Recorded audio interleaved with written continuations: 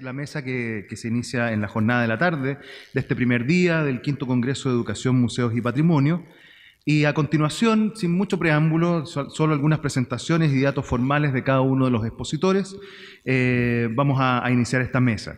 Eso sí, les voy a pedir, por favor, por un tema de los tiempos que se nos van a ir acortando hacia la tarde, que en la medida en que ustedes les vayan surgiendo preguntas acerca de la exposición de cada uno de los expositores, vayan formulándolas desde ya, cosa de que cuando iniciemos la ronda de preguntas ustedes ya las empiecen a entregar y no posteriormente que se genera un lapso ahí un tanto incómodo.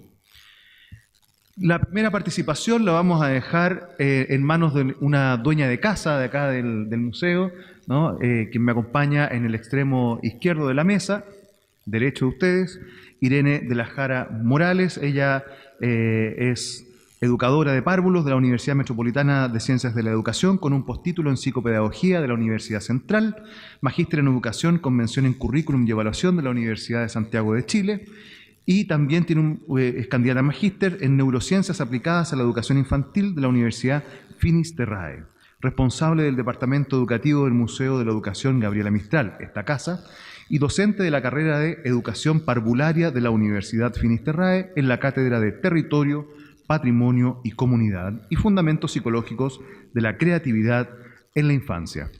Dejamos entonces con ustedes a Irene de la Jara Morales. Básicamente, el programa de Infancia y Género en el museo tiene que ver con una idea sustancial, ¿no?, que dice relación con conocer los estados de la infancia, qué piensa, qué siente, qué sueña, qué considera a su juicio la infancia, que merece ser recordado o que merece ser ignorado, en fin, ¿no? Entonces, para explorar junto a ella la realidad, es muy importante para el equipo del museo, entonces, entender el concepto de infancia, adherir a un concepto de infancia, ¿no? Fundamentalmente porque, de acuerdo a cómo nos imaginemos las cosas, a las representaciones que tengamos de ellas, es desde donde va a surgir una práctica que luego puede devenir en una cultura institucional, y esa cultura puede ser bastante nefasta si uno no reflexiona acerca de ella, ¿no? Entonces, desde esa premisa es que nos vamos acercando a esta infancia que, como dice Lloyd de Maus, ¿no?, este concepto de infancia es una pesadilla de la que recién, lentamente, felizmente empezamos a despertar, ¿no? Porque hasta el siglo XVI la infancia era un adulto en miniatura, los niños trabajaban, comían y se vestían como los adultos, pero eran abusados por los adultos como niños, ¿no? Y va a ser progresivamente, ¿cierto?, y muy lentamente a través del aparato escolar en que esta infancia se va a empezar a visibilizar como una especie aparte, ¿no? Pero también dentro de este espacio va a ser considerada como un ser humano sin muchos aportes que hacer a la humanidad, ¿no? Es una tabula rasa donde funciona esta como cultura del recipiente, ¿no? Este niño que tiene que ser llenado con lo que los adultos consideran que este niño, esta niña tiene que aprender, ¿no? Y bueno, y este siglo XX nos va a sorprender con una imagen de niño en tanto alumno, ¿no? Todas las disciplinas van a ir creciendo en torno a esta imagen de niño dentro de la escuela. Entonces se va a trabajar para la madurez, y en aras de la madurez, como dice John Dewey, vamos a ir perdiendo un tiempo riquísimo para gozar y efectivamente para vivir. Entonces, a la base de esa definición está esta imagen de niño inacabado, ¿cierto? Este niño incompleto que necesita ser terminado por alguien, ¿no? Entonces vale la pena preguntarse, y esa es la pregunta que nos hicimos acá en el museo, con todo el equipo, conversando, ¿cierto? ¿Cómo nos sorprende el siglo XXI en nuestra relación con la infancia? Y aquí nos encontramos con varios elementos muy todavía del siglo XX, pero además con unos elementos que le van a dar una característica especial a esta infancia. Por una parte, va a ser entendido este niño, esta niña, como un ser humano prelingüístico, ¿no? Una teoría que se cae en sí misma, porque si fuera por eso todos seríamos prelingüísticos en algún momento de nuestra vida. Siempre nos faltan palabras para expresar una idea. Por lo tanto, todos somos en ese sentido también niños o niñas, ¿no? Entonces, desde ahí, esta infancia, como dice Olga Grau, es mirada desde su falta de lugar, inferiorizada en una imagen sumamente vertical. Otra teoría la plantea desde el sentido de la potencialidad, ¿no? Que podía ser muy amable en el siglo XX, ¿no? Porque en aras de la potencialidad, entonces vamos a ir armando estructuras pedagógicas para que este niño se desarrolle, ¿no? Pero eso también se cae hoy día, ¿no? Porque no es una característica propia de la infancia. Todos somos potencialmente algo y todos somos hoy día mejor que mañana, ¿no? Por lo tanto, lo que hace esa imagen es, como dice Kusianovich, hacerse leso con la infancia, porque son personas, pero mañana, ¿no? Son importantes, pero mañana, ¿no? El hombre del mañana, el hombre del futuro, ¿no? Que además son imágenes también bien políticas, ¿no? Por lo tanto, en ese sentido, este niño es un pre-ciudadano, un pre-sujeto. Entonces, sobre la base de este barrido histórico muy rápido, ¿no? En el museo nosotros pensamos en la infancia, en este niño, en esta niña, como una persona, ¿no? Entonces es una persona que piensa, que siente, que afecta, que se equivoca, no es una persona de derechos. En ese sentido es creadora de cultura. Pero además de crear cultura, esa cultura propia de la infancia, ¿no? Es decir, a partir de su juego, ¿cierto? Es capaz de operar sobre la realidad, es decir, modificarla, afectarla políticamente. Entonces, desde esos efectos es que surge en este museo este programa de género, ciudadanía y patrimonio, que tiene como fundamental propósito motivar estas instancias de reflexión con la infancia. ¿Qué tiene que decir la infancia respecto del género, ¿no? Con una metodología propia de todos los museos, ¿cierto? Con sus visitas guiadas, con talleres que son muy importantes, especialmente en lo que dice relación con socializar y negociar, ¿verdad? Pero también con cuentacuentos que nos han ido dando unos resultados muy efectivos y también muy bonitos, y es donde estamos permanentemente trabajando. Pero además este programa tiene que ser evaluado, ¿no? Y se enmarca todo esto dentro de algo que hoy día se llama valoración auténtica, que tiene que ver con entender lo que las personas hacen dentro de un aprendizaje situado hoy día, no solamente al final, sino que dentro del proceso, lo que requiere, por lo tanto, una variedad de instrumentos para que sea más decidor, para que haya una amplia gama de indicadores con diversidad de técnicas, ¿cierto? Y con evidencias que nos van a permitir levantar información. Por lo tanto, este programa tiene un contexto institucional. Nosotros tenemos un PMG de género que tenemos que cumplir, pero no es solamente ese mandato, ¿no? Nosotros adherimos a ese programa, es decir, nos gusta ese programa y queremos mejorarlo y queremos a partir de eso crecer nosotras también, ¿no? En términos de lo que la infancia nos puede ir enseñando respecto a muchas cosas. Pero además también hay un contexto epistemológico, aquí hay una discusión, es decir, ¿cómo entendemos el museo? ¿Cómo entendemos la infancia? ¿Cómo entendemos el aprendizaje? Entonces el museo lo vamos a entender en este contexto, como dice Basarev, ¿cierto? Transdisciplinario, desde el enfoque de la complejidad, como dice Edgar Morán, un museo problematizado, ¿cierto? Donde sus objetos se van a... Tienen distintos significados, no son unívocos, no hay lenguajes polisémicos ahí. Por lo tanto, lo que decían en la mañana, Santa Cana nos hacía mucho sentido a nosotros, esta didáctica del objeto, no solamente este objeto que en sí mismo es interesante, sino que desde ahí hay una problematización intelectual y social muy interesante, especialmente con la infancia. El objeto nos va a permitir estas nuevas interpretaciones, como dice Ballard, no es solamente esta ventana al pasado, ¿no? Que sí lo es, hay una relación orgánica incluso con nuestra historia, pero más que nada tiene que ver con este objeto, con las posibilidades de proyectarnos, ¿no? De observar este futuro. Y bueno, como dice Coan, entender al adulto en esta dinámica como la otredad, ¿no? Nosotros los otros, ¿cierto? En esta posición casi como de extranjero, tratando de entender vivamente lo que la infancia nos tiene que decir. Por lo tanto, en ese sentido, hacemos un replanteamiento del uso de nuestros objetos patrimoniales para permitir este registro, levantar estos discursos de la infancia. Y para eso hay dos aristas. La primera, obviamente, porque es un trabajo de género, evidenciar la presencia y la obra de las mujeres en la historia, ¿no? Mujeres conocidas, pero también no conocidas, las que no son oficiales en la historia, ¿no? La profesora cotidiana, la alumna cotidiana, la madre cotidiana, ¿no? Y estas mujeres que son las importantes en la historia, también vistas desde el enfoque de la infancia, la Amanda Labarca, ¿cierto? Desde la importancia que tiene para la educación parvularia. Gabriela Mistral, desde su infancia, con fotografías de ella siendo niña, cuando era pobre, cuando era complejada, cuando tenía problemas, cuando lloraba para callado, o cuando viajaba con un poquito de arena, ¿cierto? Tratando, así como los niños cuando van al jardín y quieren llevar su juguete, ¿cierto? Ese objeto que los seguriza, en el fondo. Y esta señora, ¿cierto? Irma Salas, que va a estar significada en la medida que se entienda que es la que le da legitimidad a la organización de los niños en los consejos escolares. Por lo tanto, desde ahí se hace esta otra lectura del patrimonio. Y está, además, esta posibilidad, ¿no?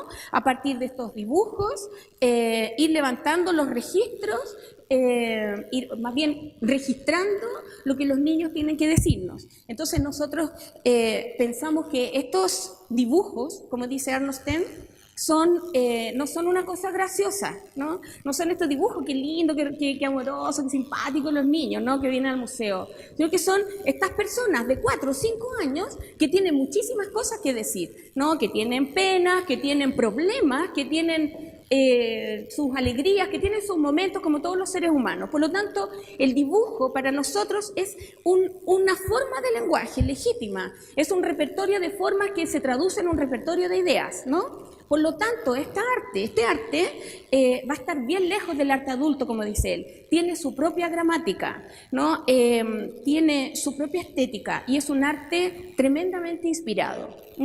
Entonces, a partir de esto, nosotros vamos recogiendo algunas ideas. Por ejemplo, cuando varias de estas cosas surgen después de la visita guiada, ¿no? Entonces, esto es el producto luego de que los niños y las niñas han visitado la vitrina de las mujeres y de los hombres, ¿no? Entonces, luego de la pregunta, ¿no? ¿Cómo podrían ser las relaciones entre hombres y mujeres para que sean saludables? Estas son las respuestas, por ejemplo, de los niños. Que las mujeres puedan jugar fútbol. Entonces, ¿qué vamos encontrando aquí a lo largo de todo? Porque tenemos muchísimo registro. El juego está consignado por la infancia como una instancia de equidad, ¿no? Si entendemos el juego, como decía Frebel, como esa necesidad interna que requiere ser manifestada, es un tipo de energía.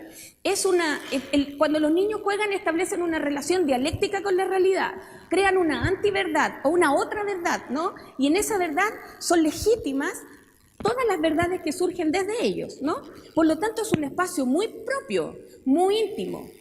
Que los niños inviten a las niñas al fútbol, por lo tanto, nos hace a nosotros pensar que es un acto generoso, ¿no? Porque no solamente las invitan a la actividad, no, que las niñas jueguen fútbol, pero allá, no, que las niñas jueguen fútbol en el mismo espacio. Por lo tanto, el juego es una instancia de equidad y justicia dentro de estos niños, con los que hemos ido explorando. Y que los hombres puedan jugar a saltar, ¿no? Entonces también lo mismo, que jueguen, que lleguen a la actividad, pero con ellas. Por lo tanto, no es solamente la actividad, también es el espacio. Y esto nos dice algo, ¿no? Los niños y las niñas desde muy pequeños, ¿no? Comienzan a sentir que hay ciertos juegos que son femeninos y masculinos. El fútbol es cosa de hombres, las muñecas, ¿cierto? Y los cordeles son cosas de mujeres, ¿no? Y ellos y ellas los empiezan a asumir de esa manera. Vamos encontrando en otro espacio del museo, cuando hablamos, por ejemplo, de los niños y las niñas del siglo XIX. Aquí ocurre algo muy interesante, porque el patrimonio, cuando los niños hacen esta visita guiada, no solamente tienen este contacto con los objetos, hay una socialización, como dice Ballard también, ¿no? Los niños se contactan virtualmente con los niños y las niñas del siglo XIX. Por lo tanto, desde ahí ellos plantean que en la escuela, este territorio escolar, en tanto escolaridad, ¿no? Porque dentro de la escuela nosotros sabemos lo que pasa, pero en tanto escolaridad es un espacio de equidad, ¿no? Es decir, es súper bueno que los niños y las niñas puedan ir a la escuela, hay una valoración ahí. Punto aparte son los dibujos que realizan respecto de su escuela, que siempre son las expresiones de un anhelo. Escuelas bonitas, mucho más, con mucha más naturaleza, en fin, ya vamos a ver eso. Hay otra imagen que surge de los dibujos de los niños y de las niñas, que tiene que ver con autodefinirse en ciertos espacios, más allá del juego, ¿no? Como dice acá, hombres, ¿no? Siembren flores, nadie nos va a criticar, ¿no? Esos son los relatos así al pie de la letra que dicen las niñas, ¿no? Entonces, ellas se asumen en este espacio de las flores, ¿cierto? Delicadas, de cuidado, en fin. Y miren, ¿qué tal? Ese niño arriba, en un podio, diciendo, todas las mujeres y hombres pueden hacer un asado en el fondo. Eso es, ¿no? Entonces, en el fondo, esto también es una autodefinición, ¿no? Las mujeres son de las flores y los hombres son de la parrilla, ¿cierto? Cazadores, no sé, como todas las otras imágenes que ustedes quieran, ¿no?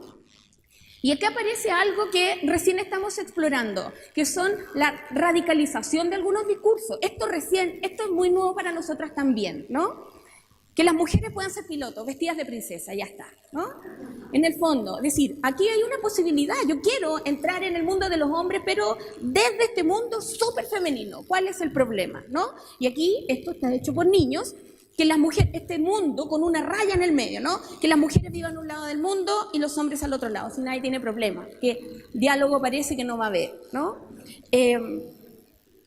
Existe también el discurso clásico, y de esto hay muchísimo, ¿no?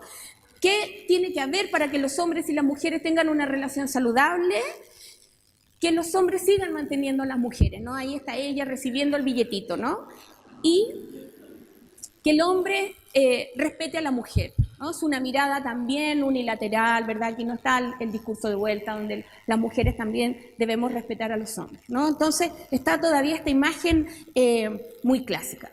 Ahora, independientemente de que hay ciertos elementos que son muy propios de las niñas y de los niños, hay unos discursos que son muy de ellos y ellas, ¿no? En torno, por ejemplo, a su espacio escolar. Entonces, así, por ejemplo, la sala de clase, que ha sido por siempre el espacio del conocimiento, hoy día ellos y ellas empiezan a visualizar y a tomar conciencia de que la sala de clases es el espacio de la negación. En la sala de clase no como, no me paro, no me quedo dormida, no voy al baño, no me muevo, no hago muchas cosas en la sala de clase, ¿no? Y ellos empiezan a decirlo. Y de la misma manera, el patio, que por siempre fue el espacio de la libertad, todavía lo es para gran parte de nuestro público, los niños comienzan de a poquito a señalar que el momento del recreo es un momento de cuidado, ¿no? Donde están solos, desprotegidos, bullying, en fin, ¿no? Entonces, en función de eso, ellos y ellas también van teniendo nuevas demandas, nuevos anhelos. Y aquí surge algo muy, muy hermoso, porque también es a partir de lo que sucedía con los niños y niñas del siglo XIX. Nosotros les decimos, los niños del siglo XIX se levantaban en la mañana y decían, ojalá yo pudiera ir hoy día a la escuela, ojalá hoy día no me duela tanto la muela, ojalá hoy día no me peguen tanto. Ojalá hoy día yo pudiera tener un par de zapatos. Todas esas cosas hoy día son derechos, que se vulneran igual en algunas partes, ¿no? Pero son derechos. Entonces, la pregunta que viene acá con los niños y las niñas es, ¿qué cosas quieren ustedes que no son derechos? ¿Qué sueñan ustedes? Entonces, aquí aparece una escuela con más árboles, ¿no? Que sobre todo en las escuelitas que son más pobres. Salas con mascotas. Necesidad de llevar su juguete, sobre todo los más chicos, de 2 y 3 años, dicen, a mí me gustaría que la tía no le dejara el juguete a mi mamá cuando yo llego al jardín, ¿no? Es como esa cosa de separarlos de lo que verdaderamente los conecta con el hogar, ¿no? Es una demanda, no es gracioso, tiene peso político esta solicitud, ¿no? Esta demanda. Me quedan 2 minutos, ya. Espacio para que las madres participen. Aquí tampoco antojadizo, no dicen padres, dicen madres, ¿no? Y más música. Independientemente de que también se van representando estos deseos en forma de mujer y de hombre, ¿no? Es decir, que los niños piden instrumentos musicales, tocar instrumentos, las niñas danzar, ¿no? Bueno, vamos a saltar eso. Entonces, como decíamos que los niños y las niñas crean cultura, pero además operan en la realidad, nosotros decimos entonces que hay que cambiar algunas políticas nuestras. Y eso nos ha hecho tomar decisiones en estos 4 ámbitos. El equipo de trabajo. Tenemos que tener lenguaje inclusivo, ¿no? Observar las veces que le damos la palabra a los niños, que los miramos, ¿no? Es un ejercicio, no siempre lo logramos, pero estamos trabajando en eso, ¿no? Reconocer este imaginario, visibilizarlo primero, entender que existe, reconocerlo como saber, ¿no? Y luego socializarlo, así como ahora, ¿no? En todas las partes donde nos invitan a hablar de la infancia, poner esto en el tapete, ¿no? La creación del material educativo, ojalá que sea entendiendo que las relaciones tienen que ser respetuosas entre hombres y mujeres. Entonces no pueden ser figuras que lastimen a la niña o lastimen a los niños, ¿no? Las figuras típicas del estereotipo de la burla, ¿no? Y material que permita deconstruir la imagen estereotipada del varón y de la dama, ¿no?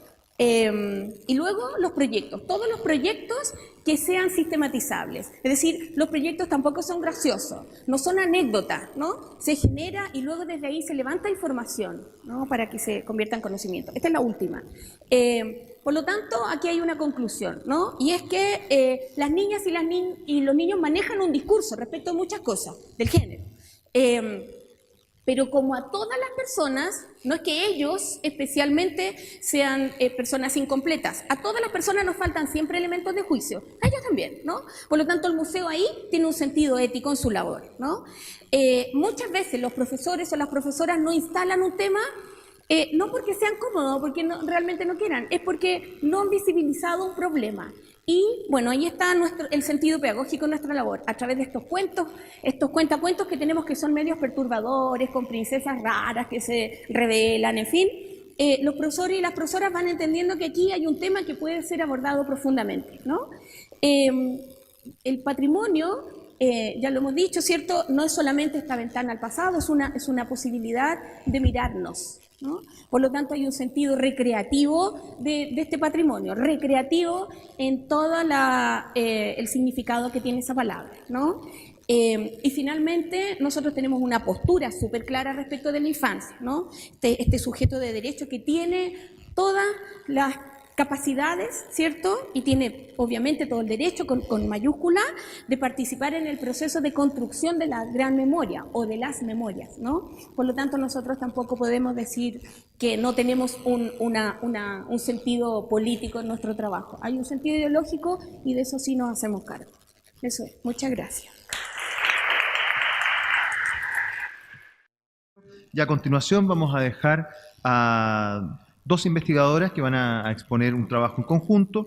Bárbara Elmudeci, creo, ¿no? Ella es licenciada en Historia por la Universidad Católica de Chile, cursó un diplomado en Comunicación Estratégica y Liderazgo en Gestión de Proyectos Culturales en la misma universidad, y también desde pregrado que viene interesándose en temas de patrimonio y gestión cultural, donde participa en investigaciones y de ayudante de cátedra, y actualmente trabaja en la DIVAM, entiendo que en asuntos internacionales, si no me equivoco, y además es investigadora adjunta de la investigación Fondesit sobre terremotos en Chile de la Universidad Católica.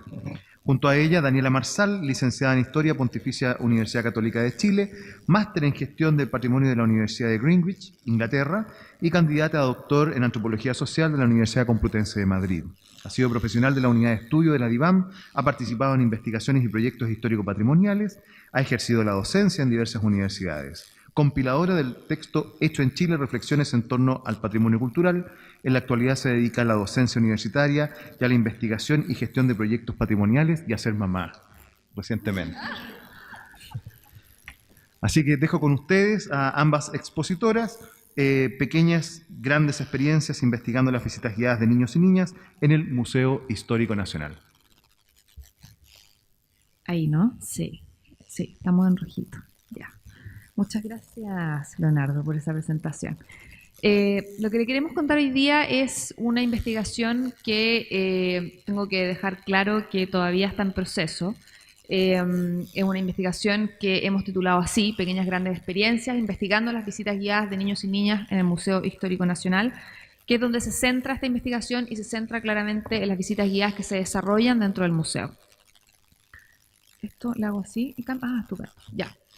Les cuento, como les decía, esta es una investigación que todavía acaba de terminar una primera etapa. Es una investigación exploratoria en el sentido de que hay muy poca bibliografía y muy pocos casos parecidos a lo que se está desarrollando y por lo tanto un poco la idea de la investigación es dar señales o dar ciertas luces sobre esto para otras investigaciones y ir generando un poquito más de conocimiento al respecto. La idea es que esta investigación lo que busca es aportar, y un poco aquí nos acoplamos a lo que presentó recién Irene, aportar en la comprensión de qué es aquello que valoran los niños y niñas en las visitas guiadas del Museo Histórico, pero valorar en un espectro bastante amplio. Por ejemplo, preguntarnos qué recuerdan los niños después de una visita guiada en ese museo. ¿Qué les llama la atención? Esas son quizás las preguntas más típicas y que se pueden dar en muchas otras investigaciones. Pero por sobre todo, ¿qué se llevan con ellos después de esa visita? Aquí la idea es trabajar más allá del espacio del museo, sino también ir a un lugar como suele pasar fuera de esta visita guiada, que son colegios que van al museo, ir al colegio a ver qué pasa después. O sea, no solamente quedarnos en el espacio del museo, sino que ver qué pasa después de esa visita. Y en ese sentido, cómo esa visita finalmente afecta, construye, influye en los imaginarios y los discursos que esos niños van generando y van creando y que cómo esta visita finalmente afecta esos discursos y esos imaginarios. Gracias. Esta investigación se inserta un poco dentro de la idea de los estudios de audiencias. Aquí hay una pequeña definición de Pérez Santos, de Eloísa Pérez Santos, sobre lo que son los estudios de audiencia, que dice que es un proceso de obtención de conocimiento sistemático sobre los visitantes de museos actuales y potenciales con el propósito de incrementar y utilizar dicho conocimiento en la planificación y puesta en marcha de aquellas actividades relacionadas con el público. En este sentido, esta investigación se inserta dentro de estudios de audiencia porque la idea es investigar este público, un público que es muy particular, porque pese a que hoy en día en la gran mayoría de los museos el público infantil es quizás uno de sus grandes públicos, sea porque vienen en visitas guiadas de colegios o sea porque vienen como visitantes dentro de una familia, la verdad es que el público infantil es un gran público en los museos hoy por hoy. No obstante eso, lo cierto es que hay una escasez muy grande de investigaciones del mundo infantil en los museos. Vamos a hablar un poquito de eso ahora, pero lo cierto es que eso también es uno de los grandes desafíos que ha tenido esta investigación. Es cómo suplir un poco esa carencia y esa necesidad de empezar a indagar de estos públicos infantiles. Gracias. Y en ese sentido, cuando investigamos a estos niños y a estas niñas que visitan el museo, nos damos cuenta que, por una parte, existe, si un poco analizamos el estado de la cuestión en este sentido, existe una gran escasez de estas investigaciones. Yo les decía que no deja de ser curioso que siendo un gran público dentro de los museos, lo poco que se ha investigado. Esto sucede por muchísimas cosas, hay muchas razones, algunas que están muy bien explicadas, otras quizás no tanto, pero lo cierto es que, por ejemplo, hoy en día es muy complicado, o ha sido muy complicado desde las ciencias sociales investigar el mundo infantil, porque tal como decía Irene, se ha mantenido una perspectiva de los niños o de la infancia como hombres y mujeres no acabados, o una mirada adultocéntrica en el fondo, en donde se inferioriza lo que ellos pueden entregar, o la información que pueden entregar, o la importancia de la información que pueden entregar. Y en ese sentido se les ve como adultos en proceso en el fondo. Un adulto que todavía quizás no hay que todavía tomarlo como un sujeto completo, sino que vamos preocupándonos de ellos mañana, pasado o en el futuro. También otro de los desafíos que tiene que ver con esta investigación tiene que ver con la dificultad de trabajar con niños. Aquí hay que acordarse que investigar, nosotros como adultos, investigar a niños, aquí nos separa un mundo no solamente etario, sino que también un mundo de realidades, unas formas de ver el mundo, de entender el mundo, de significaciones, de construir significados que no son en vano, digamos. Y en ese sentido también es bastante complicado acercarse a ese mundo infantil desde el mundo adulto. Por mucho tiempo, en términos de investigaciones, se ha creído que porque nosotros fuimos niños entendemos a los niños. Y la verdad es que no es tan así. O sea, que hay que volver a deconstruir muchas cosas para entender un poco cómo funciona el mundo infantil. Y finalmente, un poco lo mismo, tenemos la limitación de cómo nos acercamos a este mundo infantil desde nuestras perspectivas y desde nuestras construcciones como adultos. O sea, aquí también no es menor ese acercamiento y cómo nos deconstruimos o cómo nos enfrentamos como investigadores para poder acercarnos a este mundo infantil.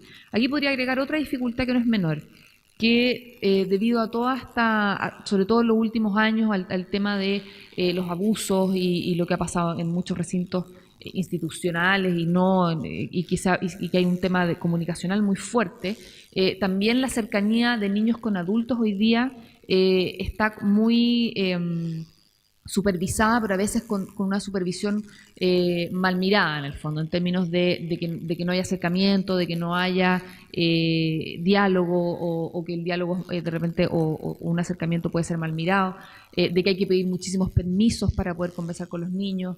Entonces eso también hace que hoy día sea cada vez más difícil investigar a niños. Yo durante el verano estuve conversando con una investigadora inglesa y me contaba que ella había tenido que cambiar una investigación completa porque en Inglaterra no había logrado los permisos de los apoderados ni del colegio con el que ella quería trabajar, por lo mismo, porque no se les permitía acercarse a los niños, a muchos adultos que no pertenecían a la institución. Entonces, ahí también nos vamos encontrando con un nuevo desafío que tiene que ver con limitaciones de una situación de hoy día coyuntural y de cómo están sucediendo las cosas. Y en ese sentido también tenemos que recordar que otra de las razones por qué puede repercutir en esta escasez de investigaciones tiene que ver con recolectar la información y trabajar con niños finalmente. Aquí no tenemos que volver a replantearnos muchas cosas y entender que hay muchas dificultades de trabajar con ellos.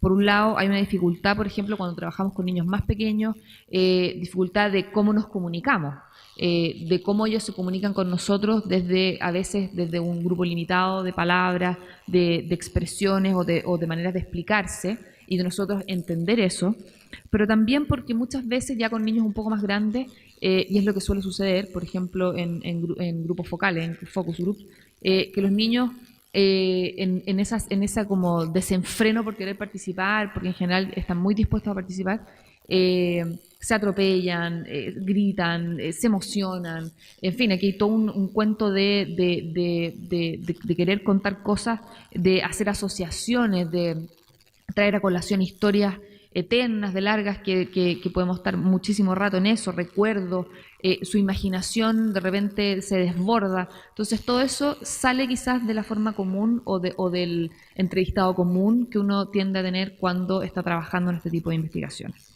Por lo tanto, todas estas situaciones que les cuento hizo que inevitablemente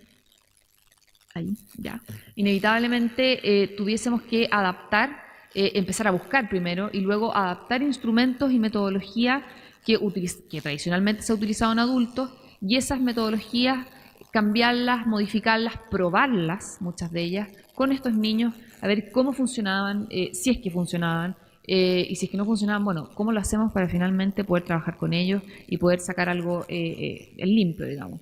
Pero también repensar el rol del investigador. El investigador, uno inevitablemente es un adulto que no pasa desapercibido en el mundo infantil. Y los niños originalmente, o en general, piensan en un adulto como un símbolo de autoridad muchas veces, la gran mayoría de las veces.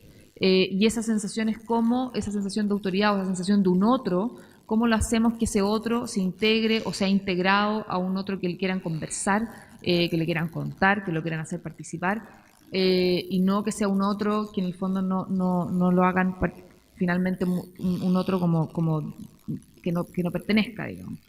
Y también el tema del análisis, cómo finalmente analizamos estos resultados. O sea, esas dos cosas han tenido que replantearse y bueno, y como yo les decía, como es exploratorio todavía sigue en proceso.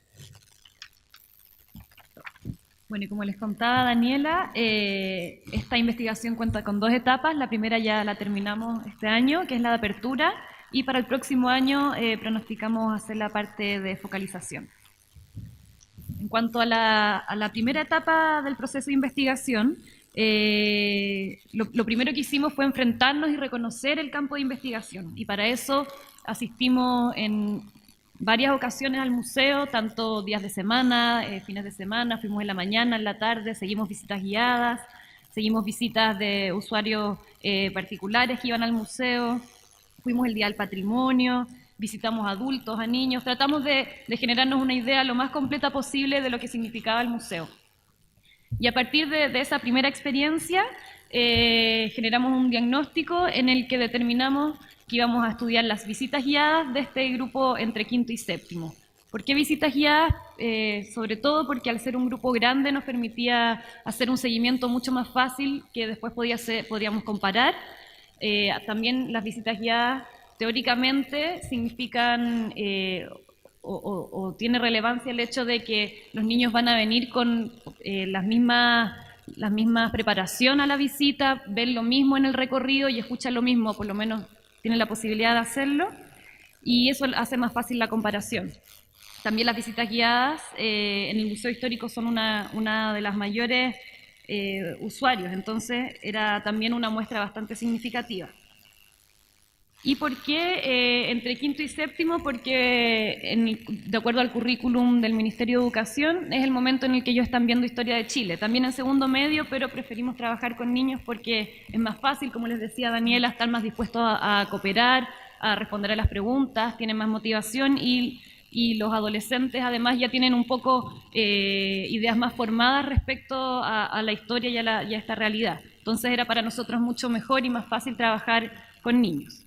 Y en este sentido delimitamos los temas de investigación y llegamos a generar el gran objetivo, que fue intentar comprender cómo los niños y niñas entre quinto y séptimo básico de la región metropolitana viven el mundo del Museo Histórico Nacional en términos de construir discursos, valores y experiencias dentro y fuera de este. Bueno, para recolectar la información necesaria para atacar y nuestro objetivo, lo hicimos en 2 espacios, en el museo mismo y posteriormente en el colegio. En el museo hicimos observaciones participantes, es decir, acompañamos las visitas guiadas de los niños, tratando de intervenir lo menos posible, no haciendo comentarios ni preguntas, sino que viendo cómo ellos reaccionaban y las preguntas que ellos mismos les surgían. Se realizaron entrevistas a funcionarios, se hicieron visitas reiteradas al museo, como les contaba recién. Hicimos un registro fotográfico a partir de los días del patrimonio cultural, que es cuando se puede fotografiar el interior del museo. Llevamos a cabo diarios de campo, donde no solo escribíamos aspectos como teóricos de las visitas, sino que también impresiones personales, dudas o ideas que nos iban surgiendo. Se observó la capacitación que se hace a los voluntarios para las visitas guiadas, y se llevaron a cabo una serie de conversaciones informales con los funcionarios del museo, con los profesores, etc. Todo esto para después pasar al espacio del colegio, donde se realizaron grupos focales con no más de 8 niños y niñas que eran elegidos por los mismos profesores, y ahí conversábamos en el fondo sobre su experiencia en el museo.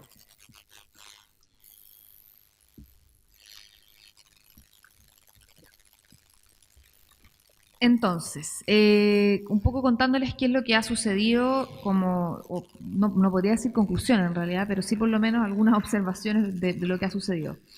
Les cuento que nos hemos dado cuenta que hay una gran diferencia entre las visitas que son preparadas por los profesores para asistir al museo, y las que simplemente llegan sin ningún tipo de preparación. Nos damos cuenta que aquellos profesores que han pasado la materia, en este caso el periodo histórico que van a ver, la verdad es que lo que absorben los niños, lo que entienden, lo que se llevan después de esto es exponencialmente más interesante en términos de conocimiento y en términos de experiencia, muchísimo mejor que aquellos que llegan al museo casi sin saber a lo que van a pasar materia más que a reafirmar lo que ya saben en el fondo.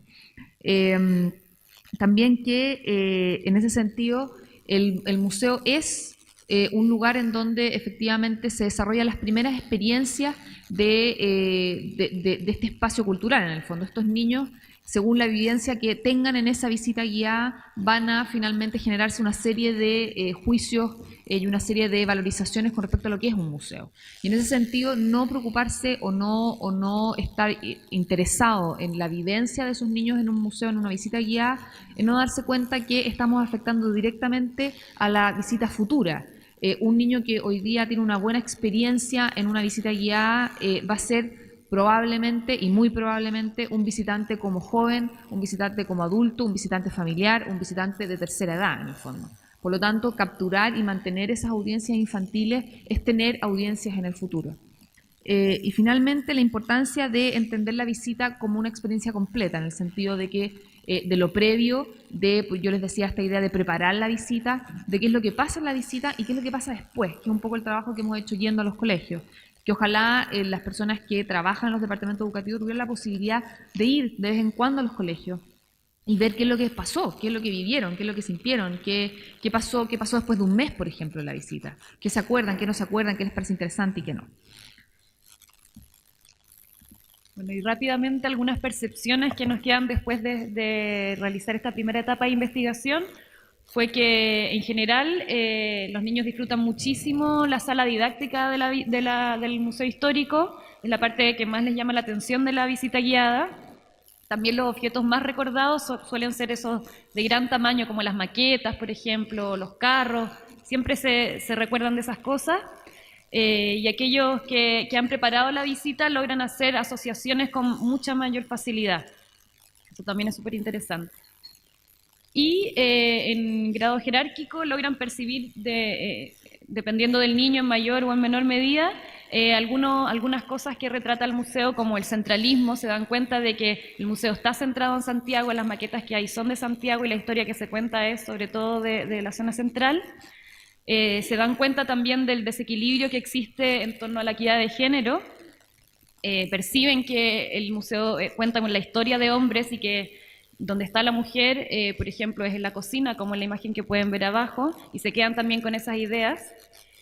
También perciben inequidades sociales, dándose cuenta de que, por ejemplo, la gente pobre aparece muy poquito en el museo, y también perciben que la existencia de diversidad étnica y las inequidades también respecto a la historia indígena. Ese sería todo. Agradecemos la participación de nuestras dos panelistas.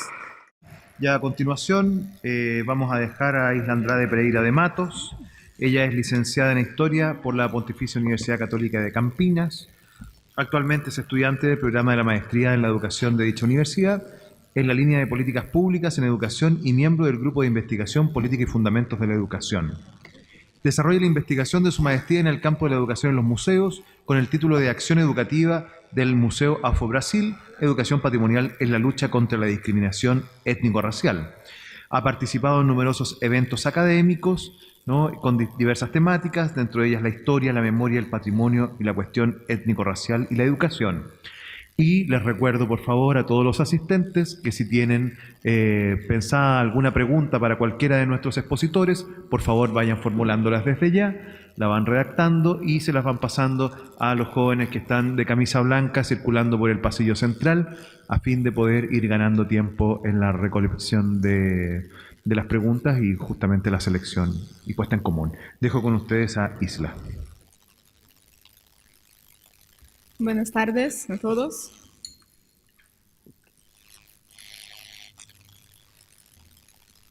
Este es orden de mi presentación. Primer, Museo Afro-Brasil, reconocimiento e inclusión social. Número 2, exposición de larga duración. 3, retratos sin paredes. Y 4, núcleo de educación del Museo Afro-Brasil, acción educativa. El Museo Afro-Brasil se inauguró en el año 2004 y se instaló en el pabellón Padre Manuel da Nóbrega, un edificio de 11.000 metros cuadrados, localizado en Parque Ibirapuera, región valorizada en la ciudad de São Paulo, Brasil, pues posee una extensa área verde y una concentración de edificios que abrigan exposiciones de arte y eventos nacionales e internacionales, como la Exposición de Arte Contemporánea Bienal de São Paulo y el evento anual de desfile de modas São Paulo Fashion Week.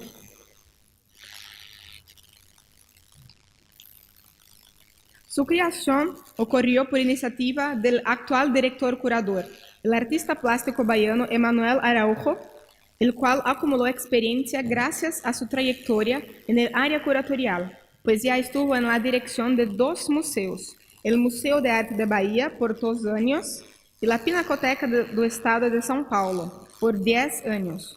Pasó también por la Exposición de Redescubrimiento en 2000, cuando organizó la exposición Negro de Cuerpo y Alma, además de la realización de sus exposiciones independientes en Brasil y en el exterior.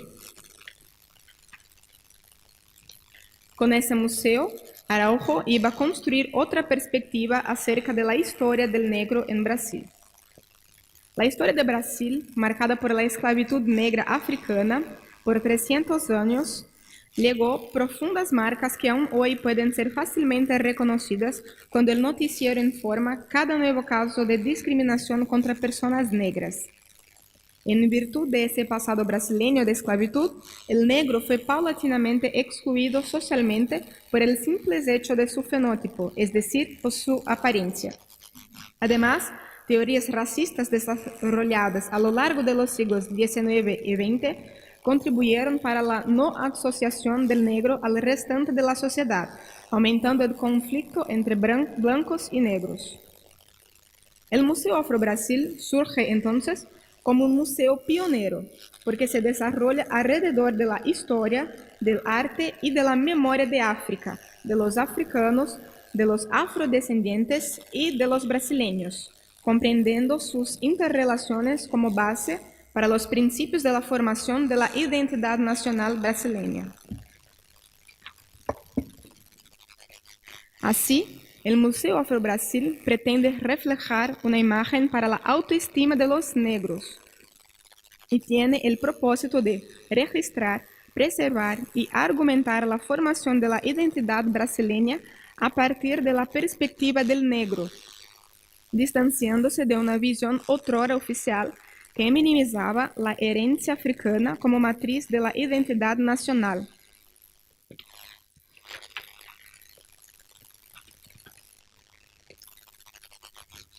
En una cultura mestiza como la brasileña, el Museo Afro-Brasil asume el papel de servir como instrumento a partir del cual es posible repensar nuevos conceptos de inclusión social, reflejando una sociedad que esté dispuesta a incorporar el otro en sus diferencias, conservando el patrimonio y la memoria de una cultura marcada por sangre, sudor y lágrimas, enfrentando el prejuicio étnico-racial.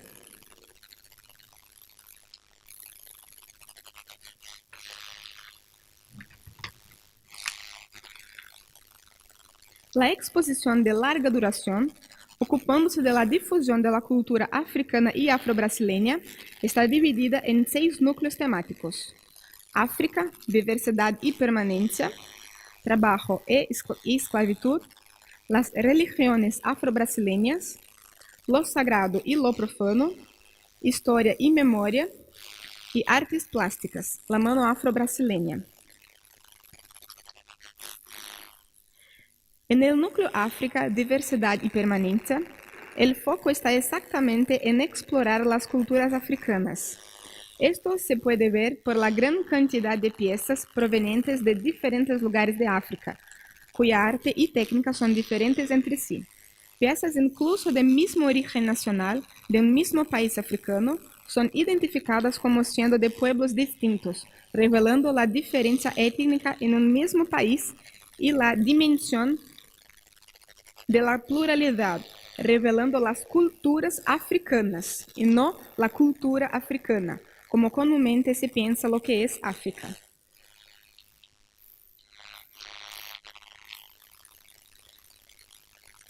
La esclavitud, que tuvo lugar en la historia de Brasil por largos 3 siglos, no podría dejar de formar parte en el acervo. Aunque haya impuesto sus marcas trágicas en la historia brasileña, no se puede esconderla. Por eso, el núcleo trabajo y esclavitud también encuentra espacio en la exposición, presentando al visitante piezas pertenecientes a un molino de cana de azúcar, acompañado de reproducciones en grandes paneles de imágenes producidas por la Misión Francesa de Arte en Brasil, mostrando que el funcionamiento de la industria del azúcar en los siglos XVI y XVII dependía esencialmente de mano de obra esclava. Además, se contempla también el trabajo doméstico, representado por la presencia de utensilios de cocina, mostrando el preparo de los alimentos, además de la exposición de herramientas domésticas que revelan otro tipo de actividad desempeñada por los negros. Sobre la religiosidad, hay dos núcleos: las religiones afro-brasileñas y lo sagrado y lo profano. Las religiones afro-brasileñas se ocupan de las religiones de matriz africana. Como esto es una colección de Iemanjá, un dios, y el segundo trata del sincretismo entre esas religiones y el cristianismo. En Historia y Memoria, el objetivo es presentar al negro como parte de la sociedad brasileña, que de hecho a ella pertenece y la construyó al lado de otros grupos étnicos culturales. Personalidades como Elza Soares y Milton Nascimento son algunos de los representantes negros en la música, Grande Otelo en la dramaturgia y Milton Santos como referencia nacional e internacional en el campo académico-científico, entre muchos otros presentados en el acervo. Artes plásticas, la mano afro-brasileña es orientada para la exposición de cuadros que tengan autoría de artistas negros o cuyas obras sean la representación de la persona negra. Entre los artistas figuran Benedito José Tobias y Estevão Roberto da Silva. Mestre Aleijadinho, como se quedó conocido el artista Antônio Francisco Lisboa, responsable por importantes obras de arte religiosa en las ciudades de Minas Gerais del siglo XVIII, forma parte del rol de artistas. La exposición de larga duración, así, exalta la cultura africana y afro-brasileña y la inserta en la sociedad brasileña como parte fundamental no solamente de la cultura nacional, sino también como grupo integrante en la formación de la brasilidad, juntamente con sus costumbres y creencias que permearon la cultura entonces en formación. Así como la exposición de larga duración, las exposiciones temporales están en sintonía con la propuesta museológica del Museo Afro-Brasil. Con la curaduría de Emanuel Araújo, la exposición temporal Retratos sin Paredes ha dado espacio para los artistas que retrataron el afrodescendiente brasileño, poniéndolo en posición de destaque y reconociéndolo como personaje activo en la historia de Brasil, mereciendo también un lugar en las artes y principalmente en un espacio físico en el que pudiera ser visto por todos. De esa idea viene el título Retratos sin Paredes, haciendo alusión a la exclusión social de los negros esclavizados, pues no habría lugar donde pudieran colgarse los retratos, o tampoco la posibilidad de que fueran retratados, dada su condición social marginalizada por sus señores. Así, esta exposición rompe una vez más con el pasado de inferioridad de los negros y lo desafía a una nueva perspectiva de inclusión social y reconocimiento, desarrollando su acción en conjunto con el Núcleo de Educación del Museo Afro-Brasil, responsable por las acciones educativas en la transformación de la sociedad.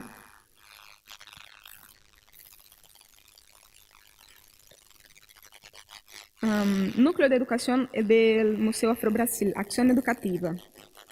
Se entiende como acción educativa el proceso de producción de conocimiento que se realiza por medio de la interacción experimental entre sujeto y objeto, mediada por un agente educativo, sea el profesor o el educador del museo.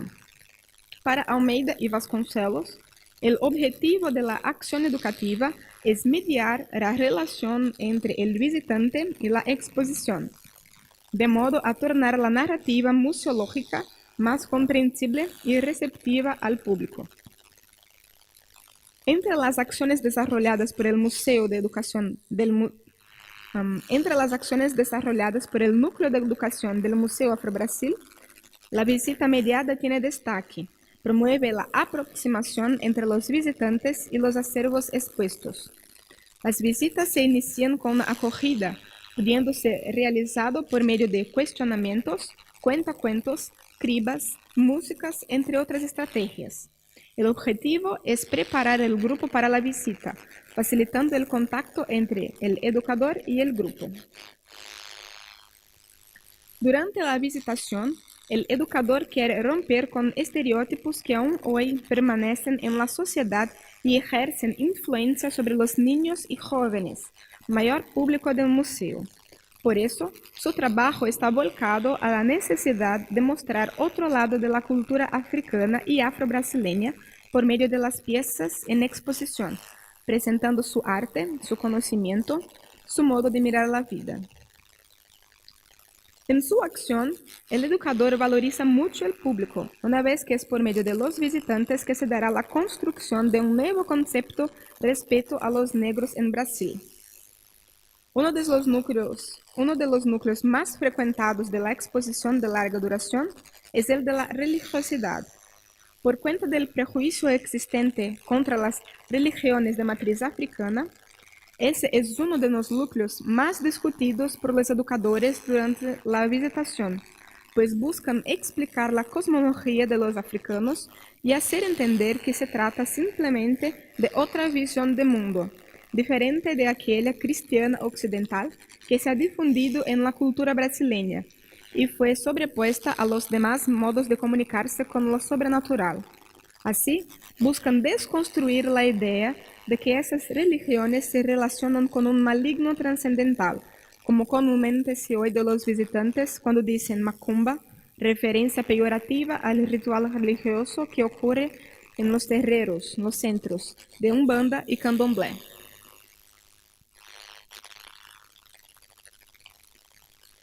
A partir de lo presentado a lo largo de ese texto, es notoria la importancia del trabajo de acción educativa desarrollado por el Museo Afro-Brasil, en el sentido de buscarse una nueva historia respecto a los negros en Brasil que no la de inferioridad, con la meta de incluirlos como parte integrante de la sociedad y nacionalidad brasileñas. Como instrumento de lucha y combate a la discriminación étnico-racial, no se puede dejar de considerar la localización del Museo Afro-Brasil, situado en la capital del estado de São Paulo, centro financiero brasileño, y en el Parque Ibirapuera. Este museo difunde para Brasil y para el mundo el reconocimiento, la alteridad y la valorización de una cultura que está en las raíces de Brasil, a la que no se puede negar ni tampoco olvidarla, pero se debe afirmarla cada vez más, llevando al establecimiento de una sociedad más justa e inclusiva. Yo tengo un video muy corto, por favor.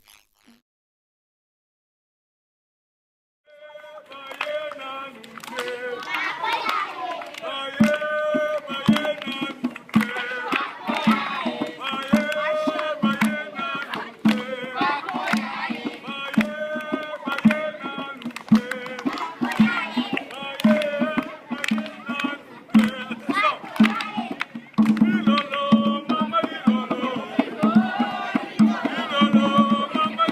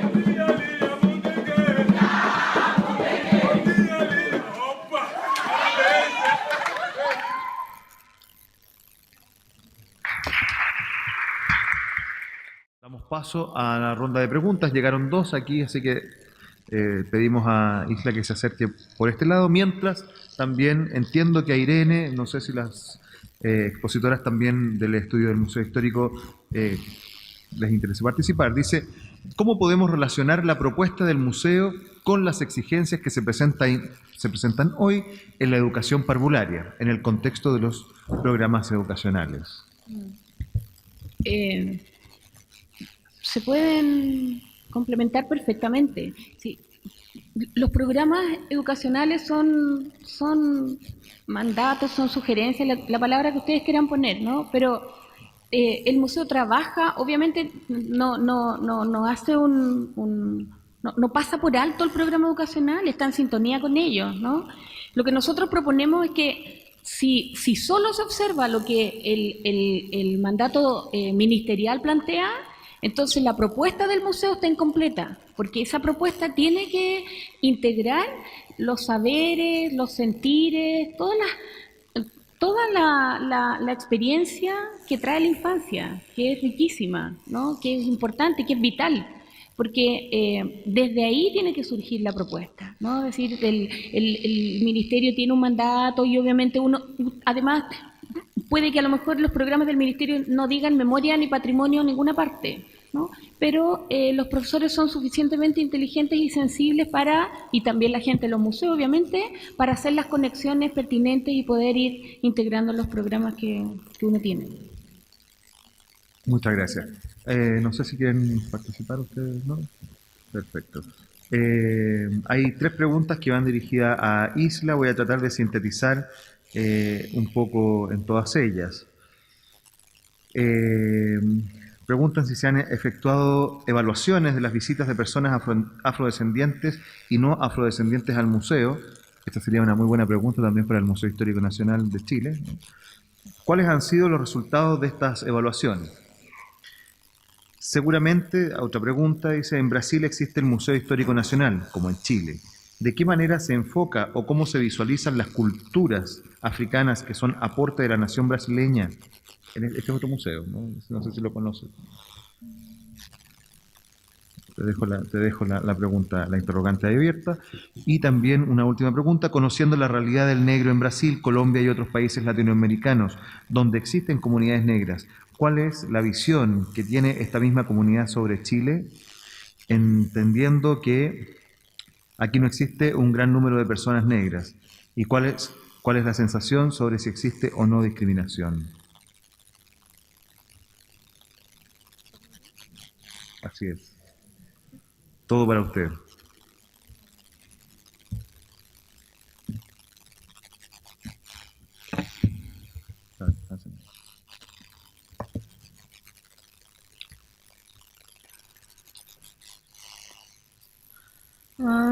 El Museo Afro-Brasil recibe visitantes de todas las partes, niños, jóvenes, adultos y afrodescendientes o no, es para todo el público, pero la museología es voltada para engrandecer el negro, el afrodescendente, afro-brasileño.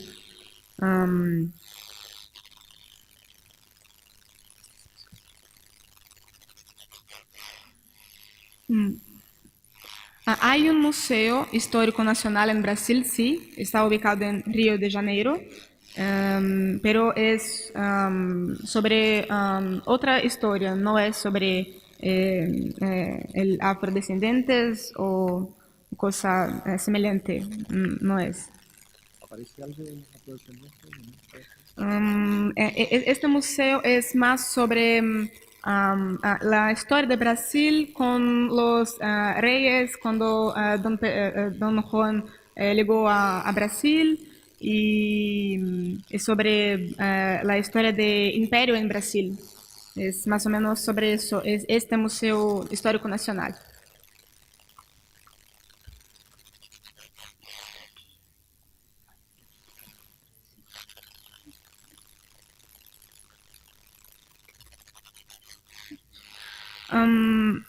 Yo no sé cuál es la visión sobre la comunidad de Chile, porque yo no conozco.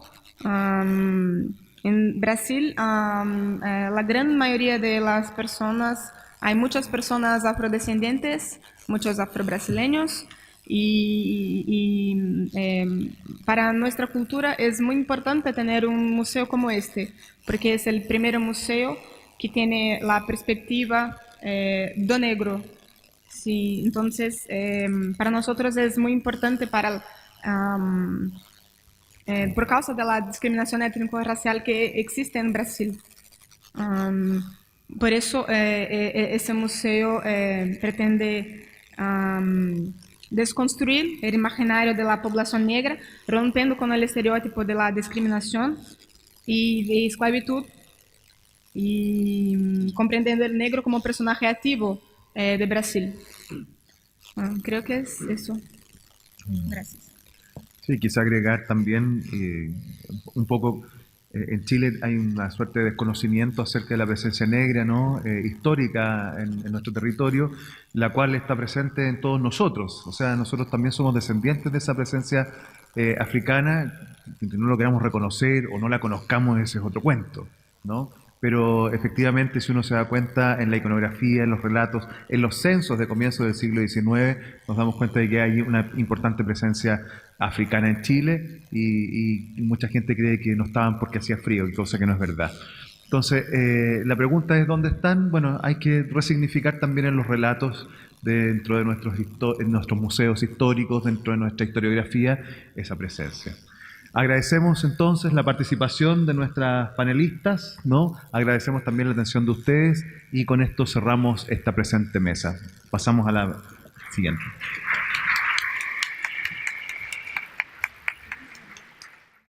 Y a continuación vamos a dejar a dos investigadoras que van a exponer un trabajo en conjunto. Bárbara Elmudeci, creo, ¿no? Ella es licenciada en Historia por la Universidad Católica de Chile.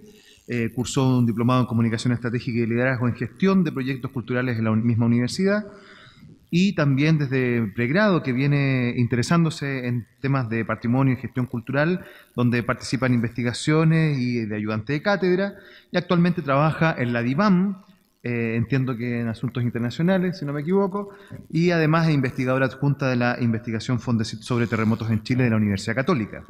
Junto a ella, Daniela Marsal, licenciada en Historia, Pontificia Universidad Católica de Chile, máster en Gestión del Patrimonio de la Universidad de Greenwich, Inglaterra, y candidata a doctor en Antropología Social de la Universidad Complutense de Madrid. Ha sido profesional de la Unidad de Estudio de la DIVAM, ha participado en investigaciones y proyectos histórico-patrimoniales, ha ejercido la docencia en diversas universidades. Compiladora del texto Hecho en Chile, reflexiones en torno al patrimonio cultural. En la actualidad se dedica a la docencia universitaria y a la investigación y gestión de proyectos patrimoniales y a ser mamá, recientemente. Así que dejo con ustedes a ambas expositoras, pequeñas, grandes experiencias investigando las visitas guiadas de niños y niñas en el Museo Histórico Nacional. Ahí, ¿no? Sí, estamos en rojito. Ya. Muchas gracias, Leonardo, por esa presentación. Lo que le queremos contar hoy día es una investigación que tengo que dejar claro que todavía está en proceso. Es una investigación que hemos titulado así, Pequeñas Grandes Experiencias, investigando las visitas guiadas de niños y niñas en el Museo Histórico Nacional, que es donde se centra esta investigación y se centra claramente en las visitas guiadas que se desarrollan dentro del museo. Esto lo hago así y estupendo, ya. Les cuento, como les decía, esta es una investigación que todavía acaba de terminar la primera etapa. Es una investigación exploratoria en el sentido de que hay muy poca bibliografía y muy pocos casos parecidos a lo que se está desarrollando y por lo tanto un poco la idea de la investigación es dar señales o dar ciertas luces sobre esto para otras investigaciones y ir generando un poquito más de conocimiento al respecto. La idea es que esta investigación lo que busca es aportar, y un poco aquí nos acoplamos a lo que presentó recién Irene, aportar en la comprensión de qué es aquello que valoran los niños y niñas en las visitas guiadas del Museo Histórico, pero valorar en un espectro bastante amplio. Por ejemplo, preguntarnos qué recuerdan los niños después de una visita guiada en ese museo. ¿Qué les llama la atención? Esas son quizás las preguntas más típicas y que se pueden dar en muchas otras investigaciones. pero por sobre todo qué se llevan con ellos después de esa visita. Aquí la idea es trabajar más allá del espacio del museo, sino también ir a un lugar como suele pasar fuera de esta visita guiada, que son colegios que van al museo, ir al colegio a ver qué pasa después. O sea, no solamente quedarnos en el espacio del museo, sino que ver qué pasa después de esa visita. Y en ese sentido, cómo esa visita finalmente afecta, construye, influye en los imaginarios y los discursos que esos niños van generando y van creando, y que cómo esta visita finalmente afecta esos discursos y esos imaginarios. Gracias. Esta investigación se inserta un poco dentro de la idea de los estudios de audiencias. Aquí hay una pequeña definición de Pérez Santos, de Eloísa Pérez Santos, sobre lo que son los estudios de audiencia, que dice que es un proceso de obtención de conocimiento sistemático sobre los visitantes de museos actuales y potenciales con el propósito de incrementar y utilizar dicho conocimiento en la planificación y puesta en marcha de aquellas actividades relacionadas con el público. En este sentido, esta investigación se inserta dentro de estudios de audiencia porque la idea es investigar este público, un público que es muy particular, porque pese a que hoy en día en la gran mayoría de los museos el público infantil es quizás uno de sus grandes públicos, sea porque vienen en visitas guiadas de colegios o sea porque vienen como visitantes dentro de una familia, la verdad es que el público infantil es un gran público en los museos hoy por hoy. No obstante eso, lo cierto es que hay una escasez muy grande de investigaciones del mundo infantil en los museos. Vamos a hablar un poquito de eso ahora, pero lo cierto es que eso también es uno de los grandes desafíos que ha tenido esta investigación. Es cómo suplir un poco esa carencia y esa necesidad de empezar a indagar de estos públicos infantiles. Gracias. Y en ese sentido, cuando investigamos a estos niños y a estas niñas que visitan el museo, nos damos cuenta que, por una parte, existe, si un poco analizamos el estado de la cuestión en este sentido, existe una gran escasez de estas investigaciones.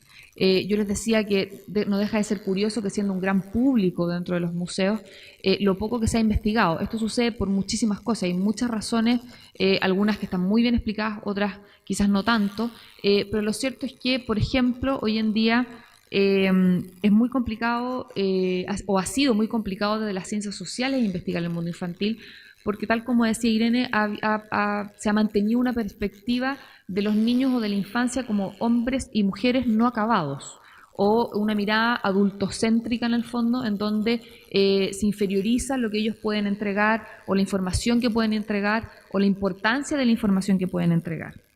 Y en ese sentido se les ve como adultos en proceso en el fondo. Un adulto que todavía quizás no hay que todavía tomarlo como un sujeto completo, sino que vamos preocupándonos de ellos mañana, pasado o en el futuro. También otro de los desafíos que tiene que ver con esta investigación tiene que ver con la dificultad de trabajar con niños. Aquí hay que acordarse que investigar, nosotros como adultos, investigar a niños, aquí nos separa un mundo no solamente etario, sino que también un mundo de realidades, unas formas de ver el mundo, de entender el mundo, de significaciones, de construir significados que no son en vano, digamos. Y en ese sentido también es bastante complicado acercarse a ese mundo infantil desde el mundo adulto. Por mucho tiempo, en términos de investigaciones, se ha creído que porque nosotros fuimos niños entendemos a los niños. Y la verdad es que no es tan así. Aquí hay que volver a deconstruir muchas cosas para entender un poco cómo funciona el mundo infantil. Y finalmente, un poco lo mismo, tenemos la limitación de cómo nos acercamos a este mundo infantil desde nuestras perspectivas y desde nuestras construcciones como adultos. O sea, aquí también no es menor ese acercamiento y cómo nos deconstruimos o cómo nos enfrentamos como investigadores para poder acercarnos a este mundo infantil. Aquí podría agregar otra dificultad que no es menor, que debido a sobre todo en los últimos años, al tema de los abusos y lo que ha pasado en muchos recintos institucionales y que hay un tema comunicacional muy fuerte, también la cercanía de niños con adultos hoy día está muy supervisada, pero a veces con una supervisión mal mirada en el fondo, en términos de que no haya acercamiento, de que no haya diálogo o que el diálogo de repente o un acercamiento puede ser mal mirado, de que hay que pedir muchísimos permisos para poder conversar con los niños. Entonces eso también hace que hoy día sea cada vez más difícil investigar a niños. Yo durante el verano estuve conversando con una investigadora inglesa y me contaba que ella había tenido que cambiar una investigación completa porque en Inglaterra no había logrado los permisos de los apoderados ni del colegio con el que ella quería trabajar, por lo mismo, porque no se les permitía acercarse a los niños, a muchos adultos que no pertenecían a la institución.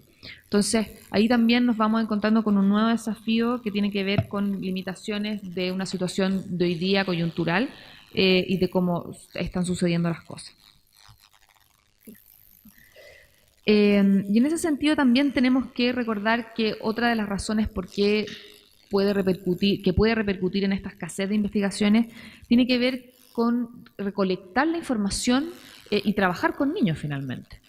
Aquí no tenemos que volver a replantearnos muchas cosas y entender que hay muchas dificultades de trabajar con ellos.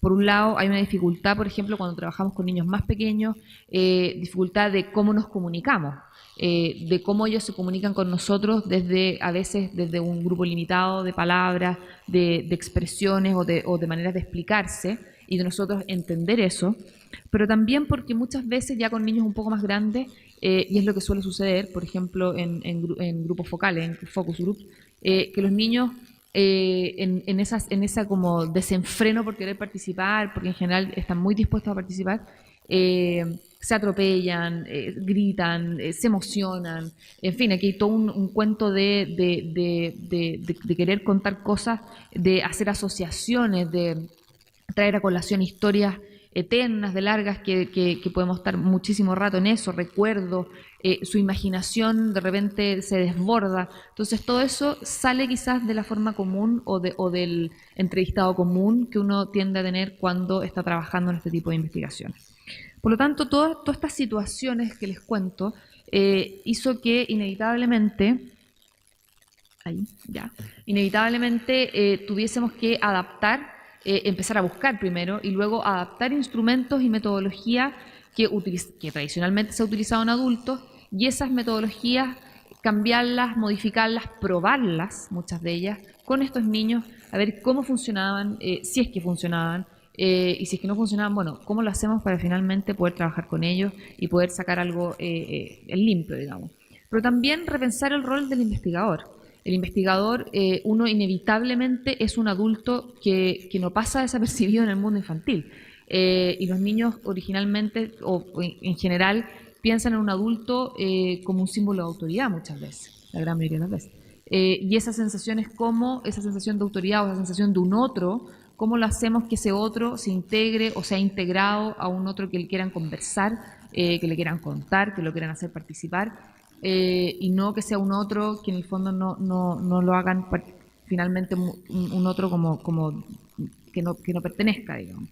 Y también el tema del análisis, cómo finalmente analizamos estos resultados. O sea, esas dos cosas han tenido que replantearse y bueno, y como yo les decía, como es exploratorio todavía sigue en proceso. Bueno, y como les contaba Daniela, esta investigación cuenta con 2 etapas. La primera ya la terminamos este año, que es la de apertura, y para el próximo año pronosticamos hacer la parte de focalización. En cuanto a la primera etapa del proceso de investigación, lo primero que hicimos fue enfrentarnos y reconocer el campo de investigación, y para eso asistimos en varias ocasiones al museo, tanto días de semana, fines de semana, fuimos en la mañana, en la tarde, seguimos visitas guiadas, seguimos visitas de usuarios particulares que iban al museo, fuimos el Día del Patrimonio, visitamos a adultos, a niños, tratamos de generarnos una idea lo más completa posible de lo que significaba el museo. Y a partir de esa primera experiencia generamos un diagnóstico en el que determinamos que íbamos a estudiar las visitas guiadas de este grupo entre quinto y séptimo. ¿Por qué visitas guiadas? Sobre todo porque al ser un grupo grande nos permitía hacer un seguimiento mucho más fácil que después podríamos comparar. También las visitas guiadas teóricamente significan o tiene relevancia el hecho de que los niños van a venir con las mismas preparación a la visita, ven lo mismo en el recorrido y escuchan lo mismo, por lo menos tienen la posibilidad de hacerlo, y eso hace más fácil la comparación. También las visitas guiadas en el Museo Histórico son una de las mayores usuarios, entonces era también una muestra bastante significativa. ¿Y por qué entre quinto y séptimo? Porque de acuerdo al currículum del Ministerio de Educación es el momento en el que ellos están viendo historia de Chile. También en segundo medio, pero preferimos trabajar con niños porque es más fácil, como les decía Daniela, están más dispuestos a cooperar, a responder a las preguntas, tienen más motivación y los adolescentes además ya tienen un poco ideas más formadas respecto a la historia y a esta realidad. Entonces era para nosotros mucho mejor y más fácil trabajar con niños. Y en este sentido delimitamos los temas de investigación y llegamos a generar el gran objetivo, que fue intentar comprender cómo los niños y niñas entre quinto y séptimo básico de la región metropolitana viven el mundo del Museo Histórico Nacional en términos de construir discursos, valores y experiencias dentro y fuera de este. Bueno, para recolectar la información necesaria para atacar y nuestro objetivo, lo hicimos en dos espacios, en el museo mismo y posteriormente en el colegio. En el museo hicimos observaciones participantes, es decir, acompañamos las visitas guiadas de los niños, tratando de intervenir lo menos posible, no haciendo comentarios ni preguntas, sino que viendo cómo ellos reaccionaban y las preguntas que ellos mismos les surgían. Se realizaron entrevistas a funcionarios, se hicieron visitas reiteradas al museo, como les contaba recién. Hicimos un registro fotográfico a partir de los días del patrimonio cultural, que es cuando se puede fotografiar el interior del museo. Llevamos a cabo diarios de campo, donde no solo escribíamos aspectos como teóricos de las visitas, sino que también impresiones personales, dudas o ideas que nos iban surgiendo. Se observó la capacitación que se hace a los voluntarios para las visitas guiadas, y se llevaron a cabo una serie de conversaciones informales con los funcionarios del museo, con los profesores, etc. Todo esto para después pasar al espacio del colegio, donde se realizaron grupos focales con no más de 8 niños y niñas que eran elegidos por los mismos profesores, y ahí conversábamos en el fondo sobre su experiencia en el museo.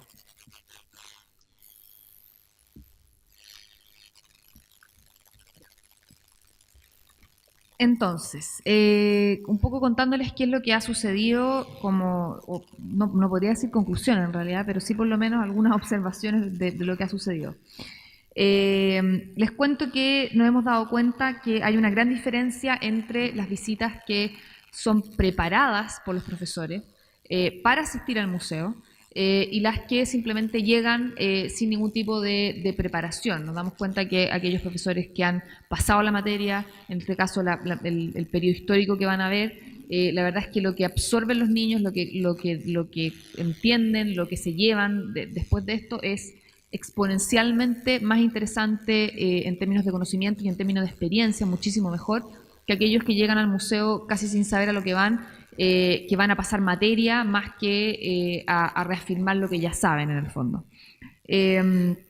También que en ese sentido el museo es un lugar en donde efectivamente se desarrollan las primeras experiencias de este espacio cultural en el fondo. Estos niños, según la evidencia que tengan en esa visita guiada, van a finalmente generarse una serie de juicios y una serie de valorizaciones con respecto a lo que es un museo.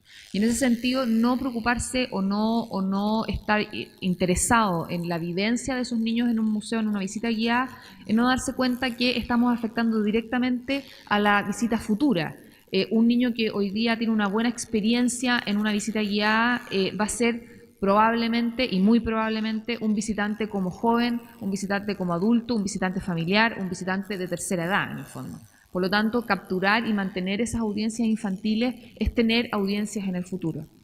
Y finalmente, la importancia de entender la visita como una experiencia completa, en el sentido de que de lo previo, pues yo les decía esta idea de preparar la visita, de qué es lo que pasa en la visita y qué es lo que pasa después, que es un poco el trabajo que hemos hecho yendo a los colegios.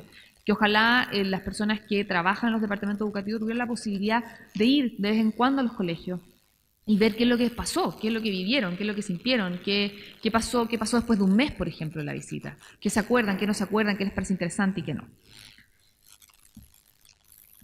Bueno, y rápidamente algunas percepciones que nos quedan después de realizar esta primera etapa de investigación fue que en general los niños disfrutan muchísimo la sala didáctica del Museo Histórico, es la parte que más les llama la atención de la visita guiada.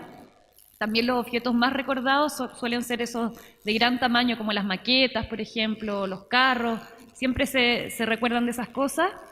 Y aquellos que han preparado la visita logran hacer asociaciones con mucha mayor facilidad. Eso también es súper interesante. Y en grado jerárquico logran percibir, dependiendo del niño en mayor o en menor medida, algunas cosas que retrata el museo, como el centralismo. Se dan cuenta de que el museo está centrado en Santiago, las maquetas que hay son de Santiago y la historia que se cuenta es sobre todo de la zona central.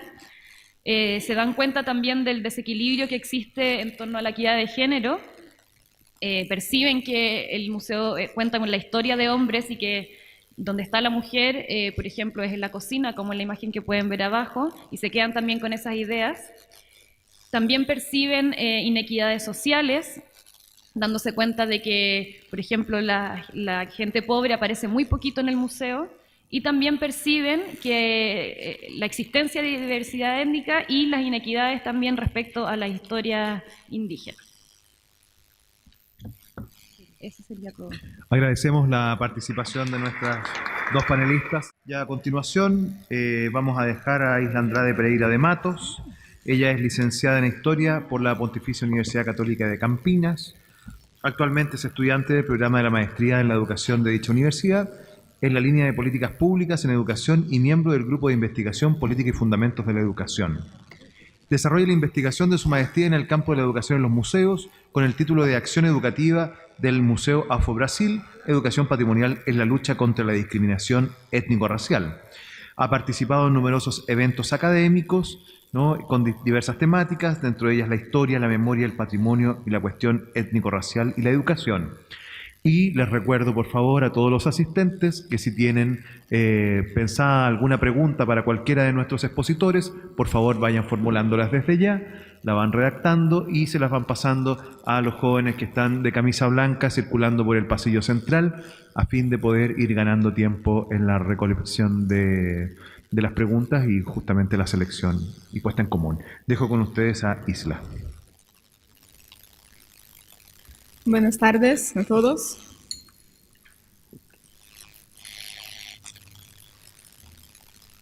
Este es orden de mi presentación. Primer, Museo Afro-Brasil, reconocimiento e inclusión social. Número 2, exposición de larga duración. 3, retratos sin paredes. Y 4, núcleo de educación del Museo Afro-Brasil, acción educativa.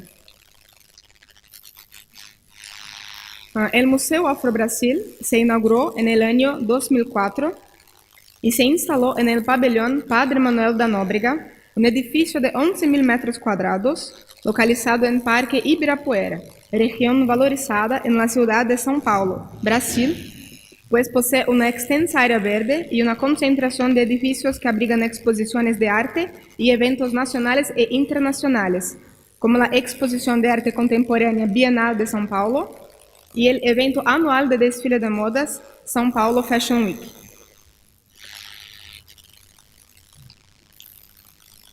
Su creación ocurrió por iniciativa del actual director curador, el artista plástico baiano Emanuel Araujo, el cual acumuló experiencia gracias a su trayectoria en el área curatorial, pues ya estuvo en la dirección de 2 museos, el Museo de Arte de Bahía por 2 años, y la Pinacoteca do Estado de São Paulo, por 10 años.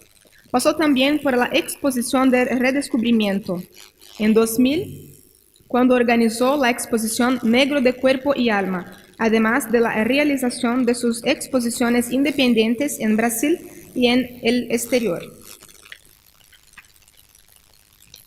Con ese museo, Araujo iba a construir otra perspectiva acerca de la historia del negro en Brasil.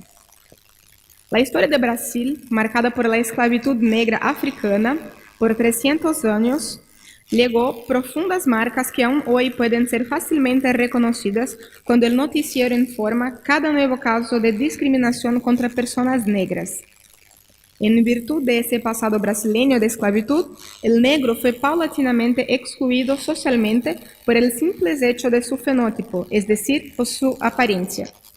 Además, teorías racistas desarrolladas a lo largo de los siglos XIX y XX contribuyeron para la no asociación del negro al restante de la sociedad, aumentando el conflicto entre blancos y negros. El Museo Afro-Brasil surge entonces como un museo pionero, porque se desarrolla alrededor de la historia, del arte y de la memoria de África, de los africanos, de los afrodescendientes y de los brasileños, comprendiendo sus interrelaciones como base para los principios de la formación de la identidad nacional brasileña. Así, el Museo Afro-Brasil pretende reflejar una imagen para la autoestima de los negros y tiene el propósito de registrar, preservar y argumentar la formación de la identidad brasileña a partir de la perspectiva del negro, distanciándose de una visión otrora oficial que minimizaba la herencia africana como matriz de la identidad nacional.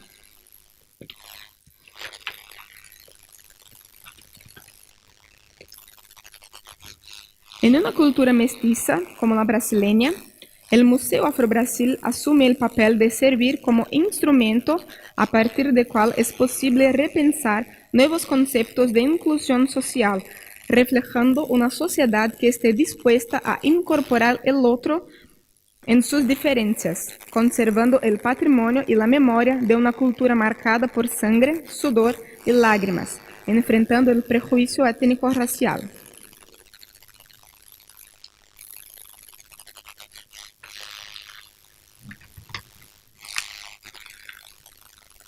La exposición de larga duración, ocupándose de la difusión de la cultura africana y afro-brasileña, está dividida en 6 núcleos temáticos: África, diversidad y permanencia, trabajo y esclavitud, las religiones afro-brasileñas, lo sagrado y lo profano, historia y memoria, y artes plásticas, la mano afro-brasileña. En el núcleo África, diversidad y permanencia, el foco está exactamente en explorar las culturas africanas. Esto se puede ver por la gran cantidad de piezas provenientes de diferentes lugares de África, cuya arte y técnica son diferentes entre sí.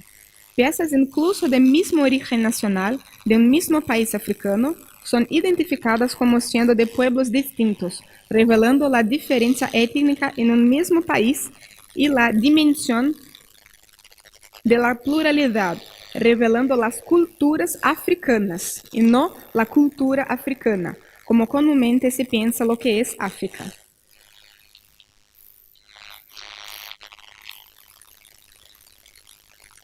La esclavitud, que tuvo lugar en la historia de Brasil por largos 3 siglos, no podría dejar de formar parte en el acervo. Aunque haya impuesto sus marcas trágicas en la historia brasileña, no se puede esconderla. Por eso, el núcleo Trabajo y Esclavitud también encuentra espacio en la exposición, presentando al visitante piezas pertenecientes a un molino de cana de azúcar, acompañado de reproducciones en grandes paneles de imágenes producidas por la Misión Francesa de Arte en Brasil, mostrando que el funcionamiento de la industria del azúcar en los siglos XVI y XVII dependía esencialmente de mano de obra esclava. Además, se contempla también el trabajo doméstico, representado por la presencia de utensilios de cocina, mostrando el preparo de los alimentos, además de la exposición de herramientas domésticas que revelan otro tipo de actividad desempeñada por los negros. Sobre la religiosidad, hay 2 núcleos: las religiones afro-brasileñas y lo sagrado y lo profano. Las religiones afro-brasileñas se ocupan de las religiones de matriz africana. Como esto es una colección de Iemanjá, un dios, Y el segundo trata del sincretismo entre esas religiones y el cristianismo. En Historia y Memoria, el objetivo es presentar al negro como parte de la sociedad brasileña, que de hecho a ella pertenece y la construyó al lado de otros grupos étnicos culturales. Personalidades como Elza Soares y Milton Nascimento son algunos de los representantes negros en la música, Grande Otelo en la dramaturgia y Milton Santos como referencia nacional e internacional en el campo académico-científico, entre muchos otros presentados en el acervo. Artes plásticas, la mano afro-brasileña es orientada para la exposición de cuadros que tengan autoría de artistas negros o cuyas obras sean la representación de la persona negra. Entre los artistas figuran Benedito José Tobias y Estevão Roberto da Silva. Mestre Aleijadinho, como se quedó conocido el artista Antônio Francisco Lisboa, responsable por importantes obras de arte religiosa en las ciudades de Minas Gerais del siglo XVIII, forma parte del rol de artistas. La exposición de larga duración, así, exalta la cultura africana y afro-brasileña y la inserta en la sociedad brasileña como parte fundamental no solamente de la cultura nacional, sino también como grupo integrante en la formación de la brasilidad, juntamente con sus costumbres y creencias que permearon la cultura entonces en formación. Así como la exposición de larga duración, las exposiciones temporales están en sintonía con la propuesta museológica del Museo Afro-Brasil. Con la curaduría de Emanuel Araújo, la exposición temporal Retratos sin Paredes ha dado espacio para los artistas que retrataron el afrodescendiente brasileño, poniéndolo en posición de destaque y reconociéndolo como personaje activo en la historia de Brasil, mereciendo también un lugar en las artes y principalmente en un espacio físico en el que pudiera ser visto por todos. De esa idea viene el título Retratos sin Paredes, haciendo alusión a la exclusión social de los negros esclavizados, pues no habría lugar donde pudieran colgarse los retratos, o tampoco la posibilidad de que fueran retratados, dada su condición social marginalizada por sus señores. Así, esta exposición rompe una vez más con el pasado de inferioridad de los negros y lo desafía a una nueva perspectiva de inclusión social y reconocimiento, desarrollando su acción en conjunto con el Núcleo de Educación del Museo Afro-Brasil, responsable por las acciones educativas en la transformación de la sociedad.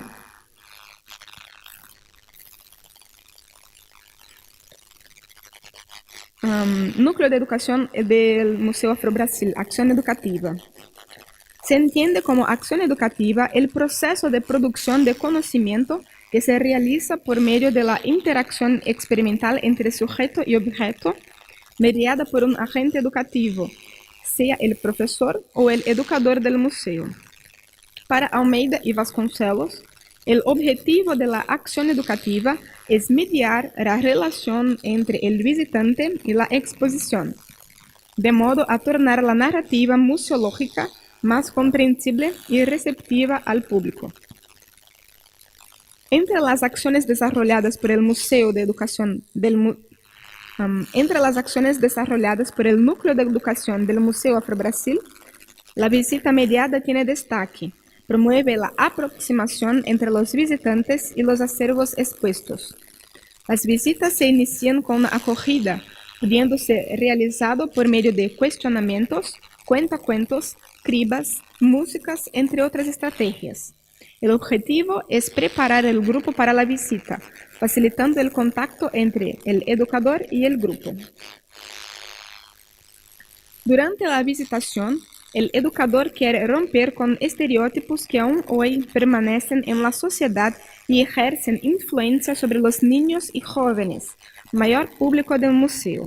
Por eso, su trabajo está volcado a la necesidad de mostrar otro lado de la cultura africana y afro-brasileña por medio de las piezas en exposición, presentando su arte, su conocimiento, su modo de mirar la vida.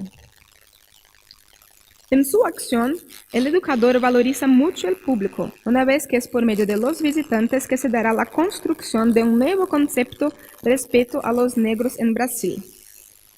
Uno de los núcleos más frecuentados de la exposición de larga duración es el de la religiosidad.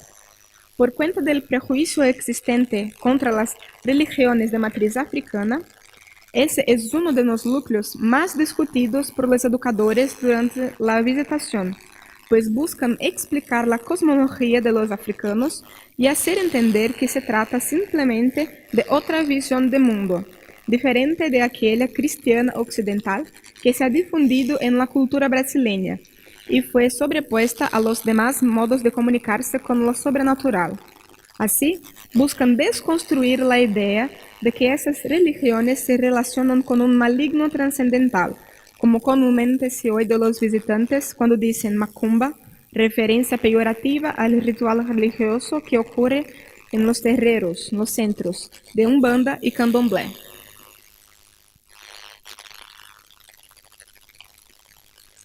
A partir de lo presentado a lo largo de ese texto, es notoria la importancia del trabajo de acción educativa desarrollado por el Museo Afro-Brasil, en el sentido de buscarse una nueva historia respecto a los negros en Brasil, que no la de inferioridad, con la meta de incluirlos como parte integrante de la sociedad y nacionalidad brasileñas. Como instrumento de lucha y combate a la discriminación étnico-racial, no se puede dejar de considerar la localización del Museo Afro-Brasil, situado en la capital del estado de São Paulo, centro financiero brasileño, y en el Parque Ibirapuera. Este museo difunde para Brasil y para el mundo el reconocimiento, la alteridad y la valorización de una cultura que está en las raíces de Brasil, a la que no se puede negar ni tampoco olvidarla, pero se debe afirmarla cada vez más, llevando al establecimiento de una sociedad más justa e inclusiva. Yo tengo un video muy corto, por favor.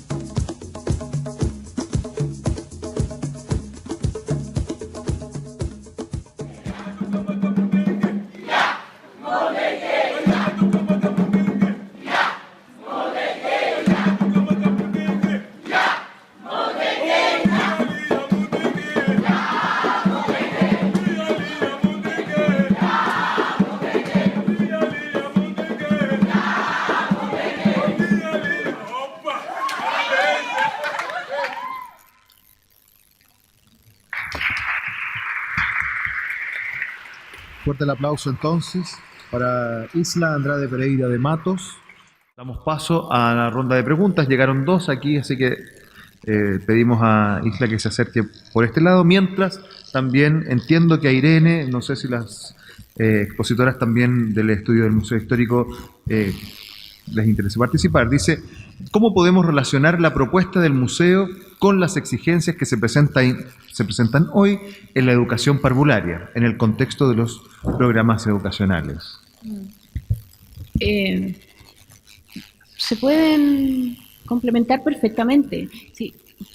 Los programas educacionales son mandatos, son sugerencias, la palabra que ustedes quieran poner, ¿no? Pero el museo trabaja, obviamente no hace no pasa por alto el programa educacional, está en sintonía con ellos, ¿no?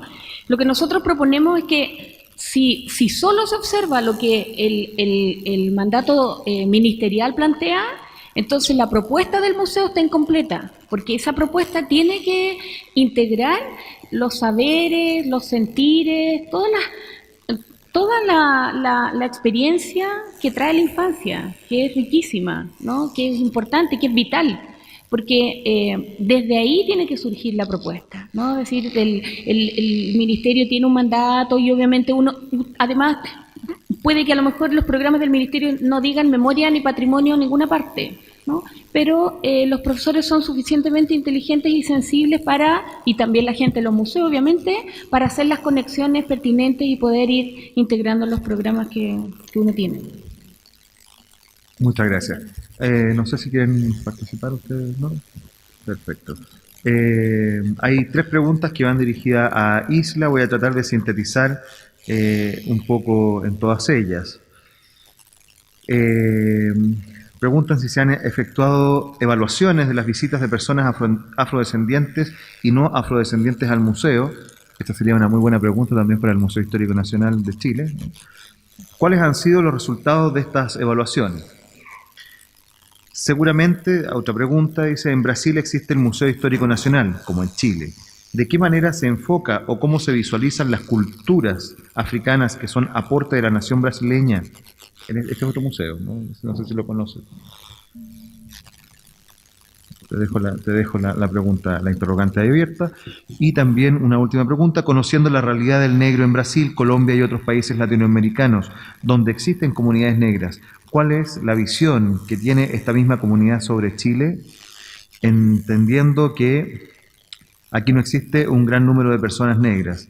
¿Y cuál es la sensación sobre si existe o no discriminación?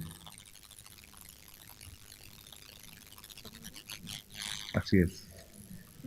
Todo para usted.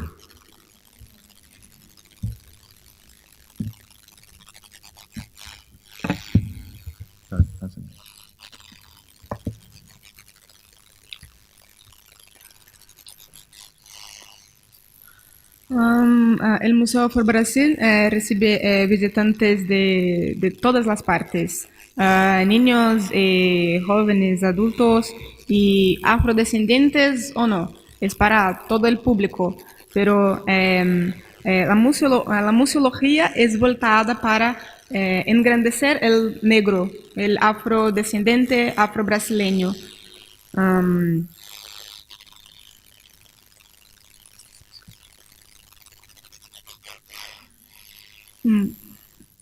Hay un museo histórico nacional en Brasil, sí, está ubicado en Río de Janeiro, pero es sobre otra historia, no es sobre el afrodescendentes o cosa semejante, no es. ¿Aparece algo de los afrodescendientes? Este museo es más sobre la historia de Brasil con los reyes cuando Don Juan llegó a Brasil y sobre la historia del imperio en Brasil. Es más o menos sobre eso, es este Museo Histórico Nacional.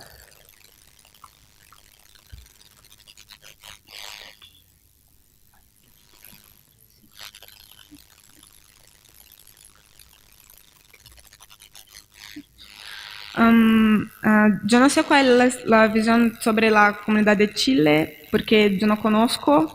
En Brasil, la gran mayoría de las personas, hay muchas personas afrodescendientes, muchos afrobrasileños, Para nuestra cultura es muy importante tener un museo como este, porque es el primer museo que tiene la perspectiva do negro. Sí, entonces, para nosotros es muy importante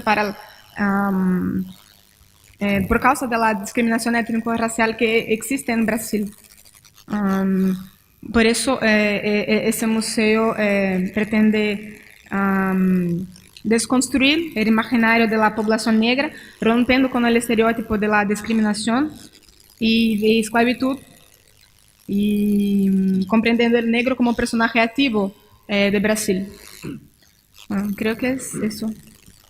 Gracias. Sí, quise agregar también un poco, en Chile hay una suerte de desconocimiento acerca de la presencia negra, ¿no? Histórica en nuestro territorio, la cual está presente en todos nosotros. O sea, nosotros también somos descendientes de esa presencia africana, que no lo queramos reconocer o no la conozcamos, ese es otro cuento, ¿no? Pero efectivamente, si uno se da cuenta en la iconografía, en los relatos, en los censos de comienzo del siglo XIX, nos damos cuenta de que hay una importante presencia africana en Chile y mucha gente cree que no estaban porque hacía frío, cosa que no es verdad. Entonces, la pregunta es ¿dónde están? Bueno, hay que resignificar también en los relatos dentro de nuestros museos históricos, dentro de nuestra historiografía, esa presencia. Agradecemos entonces la participación de nuestras panelistas, ¿no? Agradecemos también la atención de ustedes y con esto cerramos esta presente mesa. Pasamos a la siguiente.